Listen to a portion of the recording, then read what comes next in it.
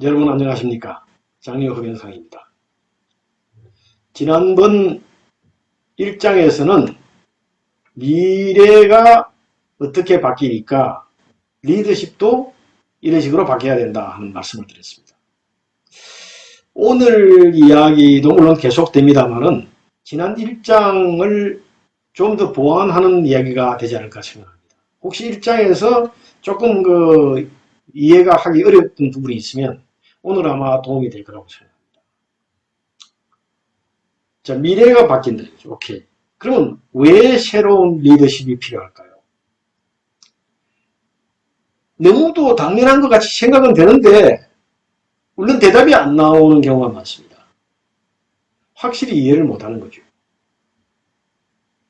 그런데 이거 굉장히 중요하고 잘 이해해야 됩니다. 왜냐하면 변화는 선택이 아니기 때문입니다. 이 변화를 하는데 나는 맞추지 못하면 당연히 실패하는 거죠. 그래서 오늘은 왜 새로운 형태의 리더십이 필요한지 다시 구체적으로 말씀드리도록 하겠습니다. 조직이라면 흔히 리더가 제일 꼭대기에 위치한 박스 모양을 연상할 수 있습니다. 그런데 이런 모양의 조직도는 빠르게 바뀌고 있습니다. 우리가 필요로 하는 리더십은 우리가 살고 있는 지금 필요한 것을 반영합니다. 수많은 변화가 빠르게 일어나면서 세상이 빠르게 바뀌고 있습니다. 더 많은 정보, 더 복잡한 방법들이 우리 생활의 일부가 되어 있습니다. 그러니까 리더십이 바뀌어야 되는 첫 번째 이유는 빠른 변화가 되겠습니다. 과거에는 지적인 작업도 몸을 써서 하는 경우가 많았습니다. 그러나 요즘은 지식의 역할이 비교가 안 될 정도로 커졌습니다. 과거에는 직접 가야 알 수 있던 일을 요즘은 인터넷으로 할 수 있습니다.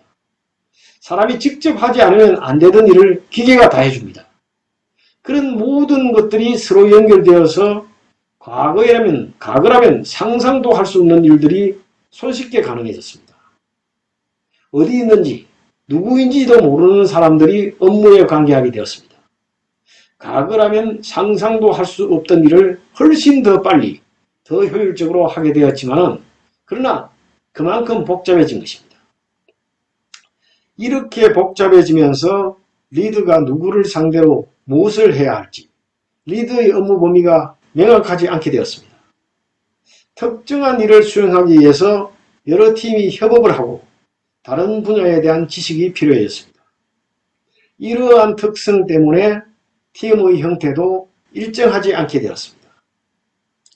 프로젝트의 단계에 따라서 다른 기술, 새로운 자원이 필요해지니까 업무에 관계된 사람들도 그때그때 바뀌지 않을 수 없습니다. 당연히 일에 따라서 책임의 내용도 달라지게 됩니다. 이런 식으로 조직의 형태가 변화무쌍해지면서 필요한 모든 일을 내부에서 자체로 할 수 없게 되었습니다. 일이 세분화되면서 동시에 주문성이 중요해졌습니다. 모든 일을 할 때 필요한 많은 인원을 풀타임으로 직접 고용하는 것은 전혀 경제적이지 않은 일입니다. 그러니 일을 통째로 외부에 맡기게 되었습니다. 그 일을 맡게 된 조직은 훨씬 전문화되었죠. 자신들의 서비스를 필요로 하는 여러 곳에서 일감을 확보합니다. 예를 들어 말씀드리겠습니다. 요즘 텔레비에 보면 연속극이나 오락 프로그램을 대부분 외부에서 제작한다고 합니다.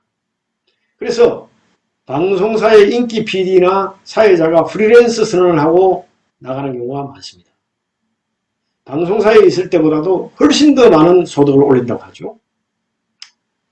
외주를 받은 업체는 다시 더 전문화된 사람들의 도움을 받기도 합니다. 조명이나 카메라 촬영 같은 일을 전문으로 하는 프리랜서를 예로 들 수 있습니다. 이 경우에 방송사에는 누가 남을까요? 모든 일을 내부에서 하던 방식의 리더십은 이제는 필요하지 않습니다. 리더십의 대상이 외부에 있는 경우가 더 많습니다. 과거에 같은 사무실에서 함께 일하던 팀원들을 감독하던 방식은 이제 필요하지 않습니다. 그런 일은 외주업체에서 할 일입니다. 이처럼 시대가 바뀌고 기술이 발전하면서 일이 바뀌고 지도력도 달라져야 합니다. 또 지도자가 일을 바꾸기도 합니다. 이런 조직 구도에서는 구체적 간섭이 필요하지 않습니다. 따라서 내부적으로 팀을 이끄는 역할보다는 외부의 다양성에 더 많은 역할을 하게 됩니다. 전보다 더 많고 다양한 사람들을 간접적으로 통제해야 됩니다. 과거의 지도자에게 해결사의 역할이 중요하다면 이제는 오케스트라의 지휘자 같은 역할이 늘어나게 되었습니다. 새로운 사고방식, 새로운 지식, 새로운 리더십이 필요한 세상이 되었습니다. 더구나 이처럼 전문화되고 분산된 업무 형태에서는 더 많은 지도자가 필요하고 더 다양한 기량을 가진 지도자가 필요해졌습니다. 따라서 교육의 역할도 이런 방향으로 맞추어져야 합니다.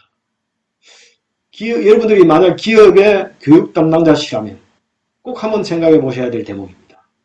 또 지도자가 탄생하는 과정도 바뀌게 되었습니다. 과거에는 주어진 직이나 정해진 권위를 얻기 위해서 사다리를 타고 올라가는 방식이었습니다. 그러나 이제는 업무를 수행하는 과정에서 누가 더 많은 지식을 가지냐, 누가 더 적극적으로 일을 처리하느냐, 그 사람이 바로 그 순간 그 일의 지도자가 되는 것입니다. 여러분 감사합니다. 좋은 하루 되세요.